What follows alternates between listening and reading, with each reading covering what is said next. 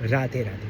मैं आज एक कथा सुन रहा था और ये कथा सुनकर तो मैं बस ऐसे सुनता ही रह गया और भावुक सा हो गया, जो मैं आपके साथ शेयर करना चाहता हूँ कि हमारी राधा रानी कितनी कोमल है।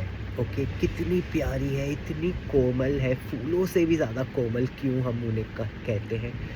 उन पर एक एक छोटी सी कथा है जहाँ पर हमारी राधा रानी का श्रृंगार हो रहा है। सब सखियाँ हमारी राधा रानी, हमारी किशोरी जी का श्रृंगार कर रही है। कोई मेहंदी लगा रही है, कोई कान के कुंडल पहना रहा है, कोई बाल बना रहा है, कोई कंगन पहना रहे हैं, कोई पायल पहना रहा है पैर में।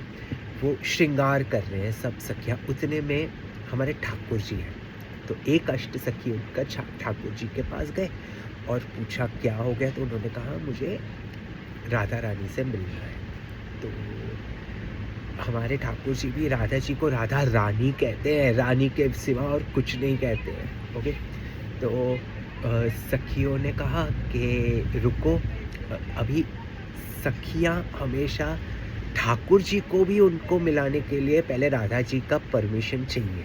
ओके, आज्ञा चाहिए, तभी ठाकुर जी राधा रानी को मिल सकते हैं। तो राधा जी ने आज्ञा दी और हमारे ठाकुर जी राधा रानी के पास हैं। तो ठाकुर जी देख रहे कि राधा जी का श्रृंगार कर रहे हैं। तो ठाकुर जी का मन में भाव आया कि हमें भी उनके चरण का श्रृंगार करना है, अलता लगाना है। अलता वो होता है जो लाल रंग पैर पे लगाया जाता है, वो अलता जो वाटर बेस्ड होता है।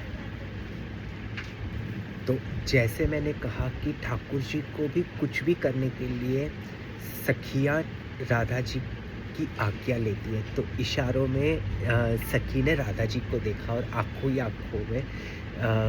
आँखों के इशारों से राधा जी ने हाँ कह दिया।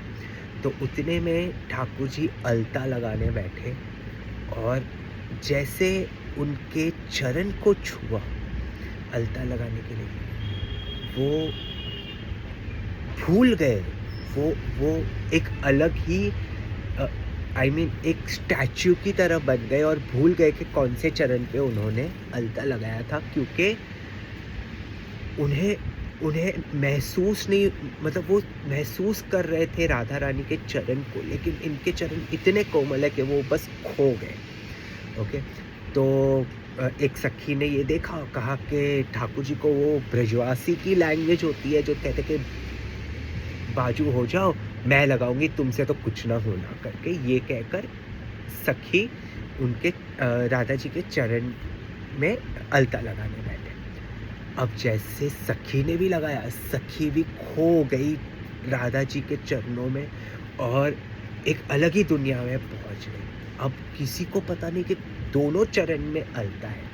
उनको रोज़ अलता लगाया जाता है, इसलिए रंग रहता ही है। जो अलता जानते हैं उन्हें पता है कि अगर आप रोज़ अलता लगाते हो तो वो कलर निकलता नहीं है। तो किसी को पता नहीं था कि आज कौन से चरण में अलता लगाया और कौन से चरण में नहीं लगाया। तो एक सखी ने क्या किया कि राधा जी के दोनों चरणों को अपने हाथ में लिया और जिस चरण का भार ज़्यादा था वो चरण में अलता लगा है और दूसरे चरण में अलता नहीं लगा है। मतलब कि अलता का जो पानी है वो भी हमारे राधा जी के चरण से ज़्यादा हैवी है। हमारे राधा जी के चरण इतने कोमल है कि वो वज़न करके पता चल गया कि वो चरण कौन सा भारी है।